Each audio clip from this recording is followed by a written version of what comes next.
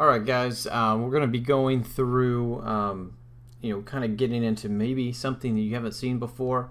When I say that, I mean something that you probably didn't cover much in Algebra 1, but we did talk about this a little bit in Unit 1, so maybe you've seen it for a little bit. But we're going to talk about imaginary numbers.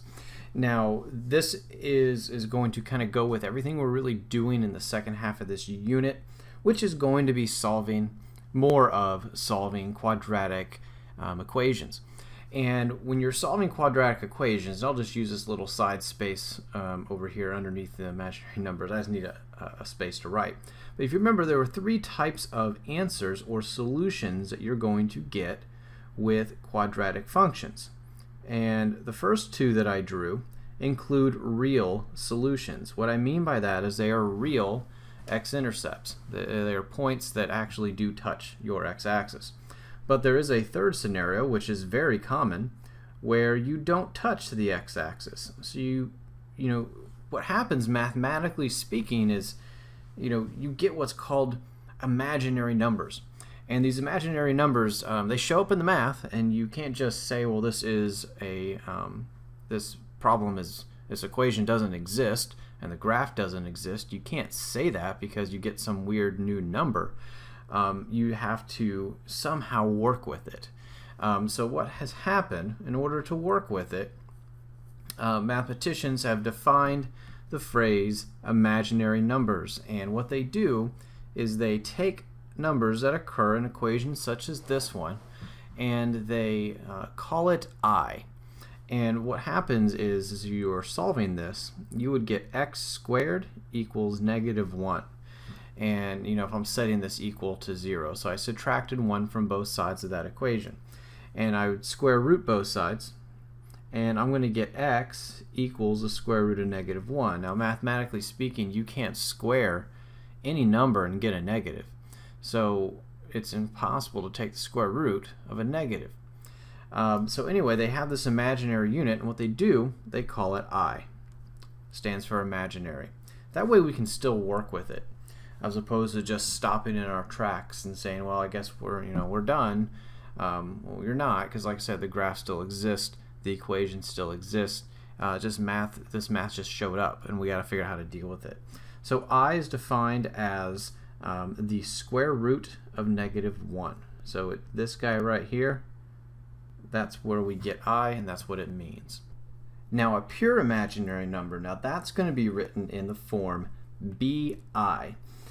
So that's basically saying, you got this number in front of I, and that b, that's going to be your real number, and I, well, that's going to be your imaginary part. And and that's just a situation where, like, if I get the square root of a negative number, and let's say I'm able to simplify that number, or even if I don't, the square root of 5, for instance, is a real number. So we're going to call that, our pure imaginary number. So I'll kind of show you what that means here. I'll go through some examples. You can see this is all like hypothetical stuff that I'm bringing up. But the main thing I really want you to know and understand is that I is the square root of -1. If that's the one thing you really take from this first part, please know that. That's what I is. It is a square root of a negative number. So in order to simplify these types of problems, simplifying negative square roots, which is where these i's come into play, here's the process. What we're going to do is we're going to take that -a, whatever that number is, and we're going to break it up, because this -1, that is our I. That's our imaginary number. So we're going to pull that -1 out, and that's part of simplifying a radical anyway. We pull out anything we can from the radical. So we'll pull out that -1. That's square root of -1. Then what we'll do is we'll break a down if it is not a perfect square. We're going to see if there's any perfect squares that we can pull out. So we'll pull out the -1, and we'll pull out any perfect square factors from a.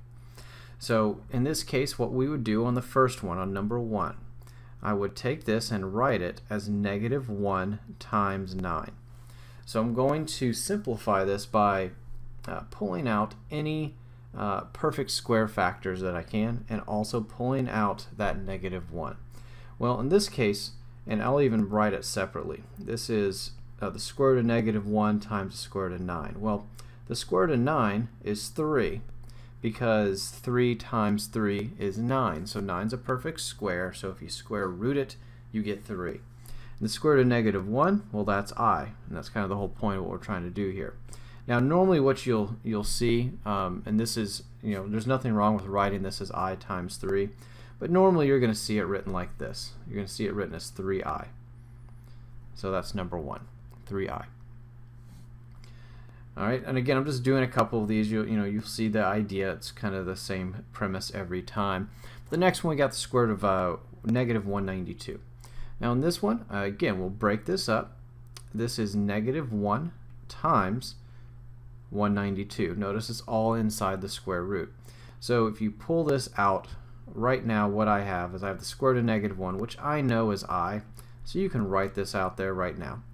Now the square root of 192. Now I got to break this down, and I need to figure out some perfect squares here. So I already did it earlier, but I'll do it again. So 192, what you want to do when you break this down, yeah, you can do something simple like this and divide by 2. Now here's the thing, and here's why I don't do that. I want to pull out perfect squares. 2 is not a perfect square, so really what's the point of pulling out a 2?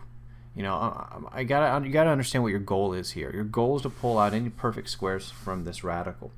Not only are you pulling out perfect squares, you need to pull out the biggest perfect square you can find. So I'm not really satisfied until I know I've pulled out the biggest perfect square I could. For example, if I divide by 4, okay, 4 is a perfect square. So I know that 192, and don't write this down, is 48 times 4. But here's what I'm seeing. Like, man, there's a lot of numbers I can still pull out of 48. So maybe there's a bigger perfect square that I can pull out. So I'm not satisfied with a 4. I'm going to go higher. So I'm going to go 192, maybe divided by 16. Okay, so, and again, don't write this down. But hey, 16 times 12, that's 192. But I can already tell by looking at it, well, 12 is 4 times 3. So I can even pull out a bigger perfect square. There's a bigger one hiding in here. So I'm still not satisfied. Now, it's not that you couldn't work with 16 times 12, but I'm just saying it's going to be less work if you can just find that really big perfect square. So I'm going to go 192. It's not going to, I'm looking for even numbers. That's a perfect square. So I'm not going to do 25. Maybe you can try dividing by 36. Well, that's not going to work. So I'm going to go a little bit higher. And again, I'm looking for perfect squares. So another perfect square, 36. The next one is 49. Well, I'm looking for even ones. So the next one would be 64, which is 8 times 8. So I'm going to divide by 64. And there I go. Now 3 you can't break down at all. So I know at this point I don't need to mess with it any longer. I'm trying to get this out of the way here. I know that 192, well, that's 64, or the square root of 64, times the square root of 3. So this is where I'm at right now. And again, I pull numbers until I get the biggest number I can. So now I know this is going to be 8i. And remember, we couldn't really do anything with this radical 3. So that is your answer for the most part. Now if you want to put it in the BI form, a pure imaginary number, understand that your real part is 8 radical 3. That's your B value times I. But at the same time, I would take this as an answer because it does look better. Because obviously, look at this, it's kind of ugly, right? But if you want to see it as a pure imaginary, that's the real part is the 8 radical 3. That is a real number, and the imaginary part is I. Okay, so that's simplifying radicals a little bit. All right, and then the next part we have here is solving equations. This is where we really get to see these imaginary numbers kind of just pop up in the problem itself. Now, you can solve these equations a couple of different ways, but I'm going to kind of still remind you that you can solve all quadratic equations with the same exact method, and that same exact method is by setting it equal to 0 and factoring it. Doesn't mean you can't solve this for x. Since all these only have one x variable in it, you can literally solve this for x and take the square root of both sides, which I will show you on number 12. So I'm going to show you on 8 how you can solve this the same way we always do, by just factoring, and then I'll show you how you can solve in that method that I did mention in Unit 1, which is solving by taking square roots. So I'll show you that in just a second. Okay, so number 8, here we go. Number 8, if you're going to solve by setting this equal to 0 and factoring, I would subtract 1 from both sides, and I'm going to get 2x squared plus 8 equals 0. Now if I'm solving this, I'm going to factor out a 2, even though you don't have to, but I will. So I'm going to go 2 and then x squared plus 4 equals 0. And you'll notice here, I have really one factor that I'm going to solve for, because 2 doesn't equal 0. So that's, you don't even really need to write that. But the next one, you got x squared plus 4 equals 0. So we're going to solve this for x. So to do that, we subtract 4 from both sides. So you get x squared equals negative 4, and this is where that biggest difference comes in, because we have that negative. So now when we square root, now again remember, we're square rooting. If you take the square root, you're taking plus or minus that square root. So you're going to get x equals plus or minus, and there's two parts to this, and pay attention here. If you don't get it already from the last one, this is the square root of negative 1 times the square root of 4. So that's going to be plus or minus 2i. 2 is the square root of 4, and the square root of negative 1 is I. Don't forget that plus or minus, there are two solutions. And one of the things you'll learn about later, called the fundamental theorem of algebra, there's always going to be two solutions. If it's a x squared term or function. Okay, so again, if you notice here, I could have actually saved a little bit of work just by solving this for x. If you subtracted 9 from both sides and then divided by 2, and you do that little math here in your head real quick, you would see that we would be at the exact same spot as we are right here. So you don't have to factor every time, although it's recommended, or not even, I wouldn't say recommended, it always works. So it's recommended, if you don't know what to do, set it equal to 0 and factor. Okay, but again, you don't have to. You can just solve for x in this case, and the reason why is there's only one x term. So you can isolate that x term and square root both sides. So that's what I'm going to do on number 12. I'm going to isolate the x term, this guy, the x squared term really, and then I'm going to square root both sides. So in order to do that, I'm going to add 1 to both sides. Those are going to cancel. I'm going to get negative 2/3 times x squared equals 18. And next up, we are going to multiply by the reciprocal. Again, it is a negative we're multiplying by, so make sure we do that. So again, these are going to cancel out, including the negatives. You're going to get x squared.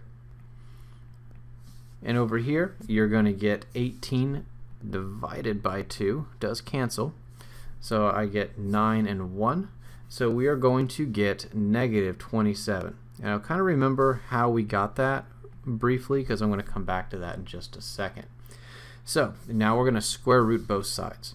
Okay, so this is, again, because we have that negative, that means we are going to have imaginary roots, and that's the key, how we recognize imaginary roots. So I'm going to square root both sides. Remember, we are square rooting, therefore it's going to be plus or minus. So I'm going to have plus or minus, and I'm going to break this guy right back up. It's going to be the square root of negative 1. And remember, 27 is 9 times 3. So the square root of 9, square root of 3. And again, I'm breaking it up into all those little radicals. The key one that I'm going to be focusing on is that square root of 9. So I'm going to pull all these out and simplify them. So it's going to be plus or minus 3i. The square root of 9 is 3. Square root of negative 1 is I.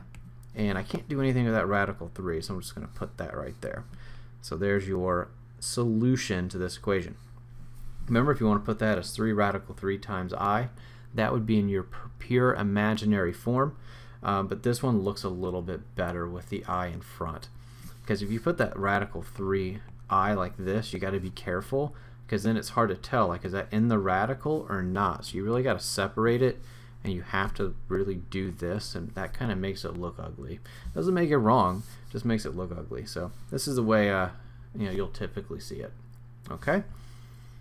Alright guys, you'll see I did some of these problems down below, and I did something wrong when I was doing my powers of I, so I'm just fixing that, so if you see the work down below. But this next section is on dealing with powers of I. Now when you deal with powers of I, what we're doing here is I'm going to show you a pattern. As you start to raise the powers of I up, you'll start to see that they have a repeating pattern. Now in terms of quadratic functions, in this unit where we're solving these problems using quadratics, you're really not going to see I beyond the power of 2, because a quadratic only has a power of 2, therefore it only has 2 solutions. But as we work into more higher degree polynomials, these higher degree i's will pop up, and we just want to kind of walk through, since we're doing imaginary numbers now, walk through how to solve them. So I to the first is where we'll start this pattern. Now I to the first, there's really not much to write in here, so this is just I. Duh. Okay, I to the first is I. But there is a pattern that starts to develop. It starts with I squared. So I squared, if you remember what it is, I is the square root of negative 1. So this is the square root of negative 1 squared. When you square root or square a square root, they cancel and you get negative 1. So that is what we get for I squared. So again, I squared is negative 1. Now let's build that up some more. I cubed. Well, that, if we use some exponent rules here, we're going to break that I cubed up using these two guys. 2 plus 1 is 3. So I'm going to break that cube up into 2 different I terms.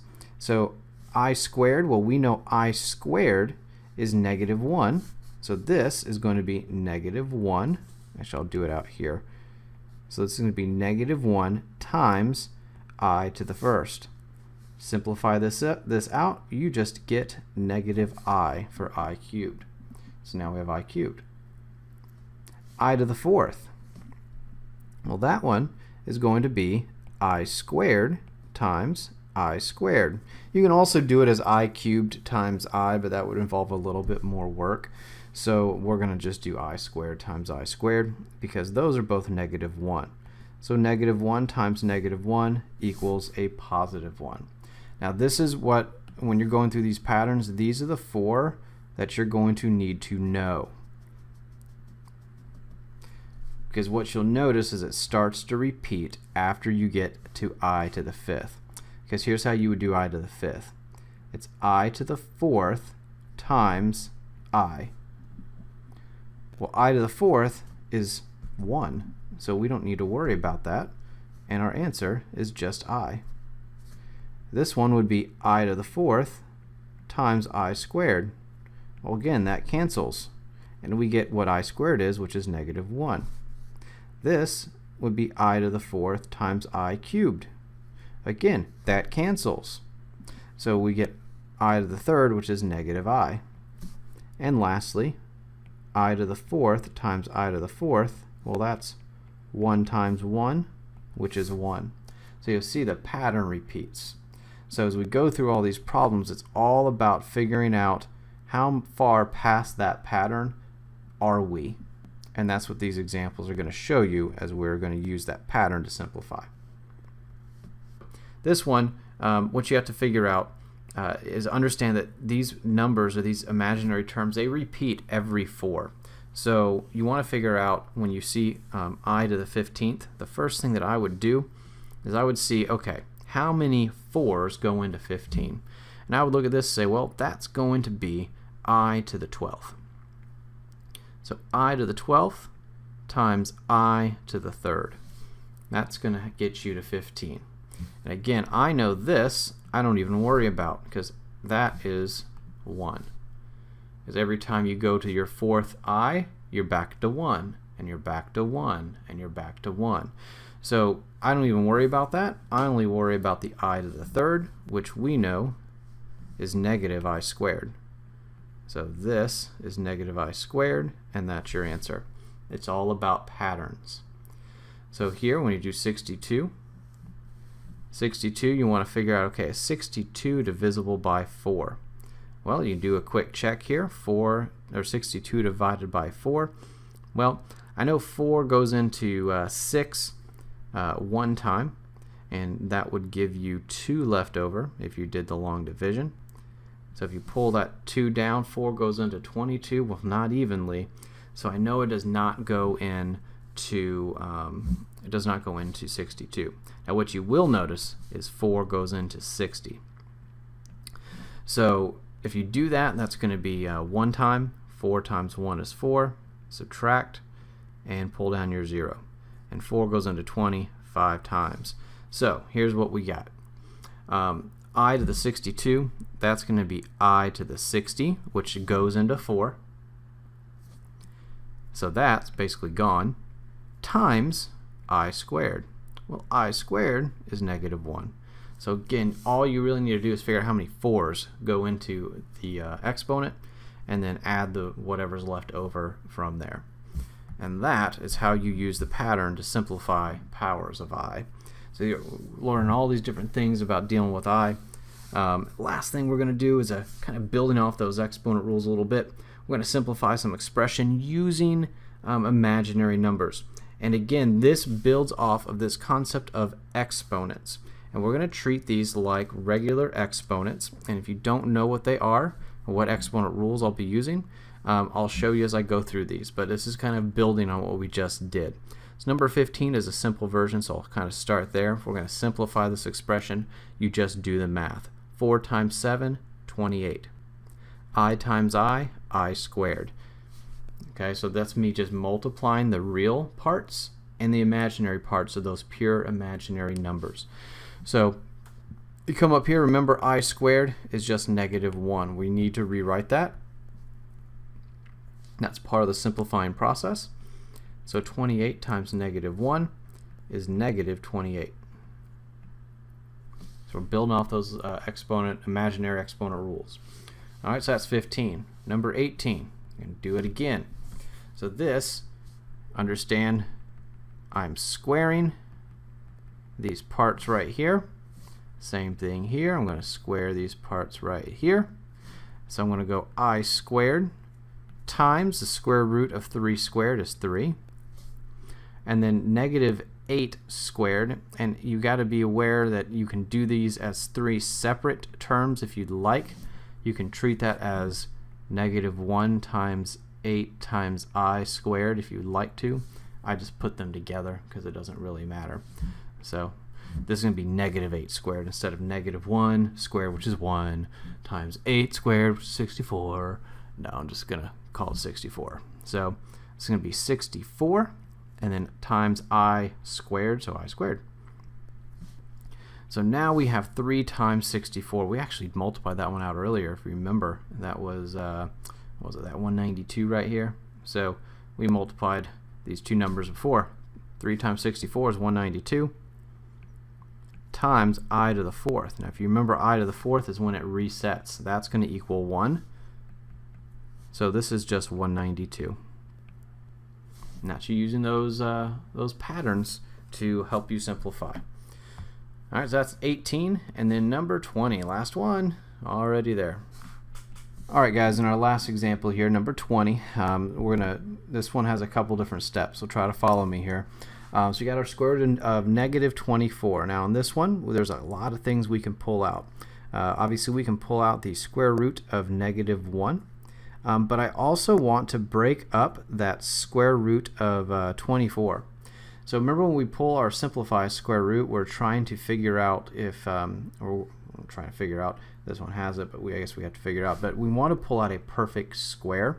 So you can go 8 times 3, but none of those numbers are perfect squares. So I'm going to use 4 times 6. And the reason is 4 is a perfect square. So that's how I'm going to break up my 24. I'll try to simplify or show you the different colors here so you know which numbers I'm dealing with. So the next one, I'm going to do my square root of negative 3. So that is the square root of negative 1 times the square root of 3. And lastly, we have my square root of negative 2, which is the square root of negative 1 times the square root of 2.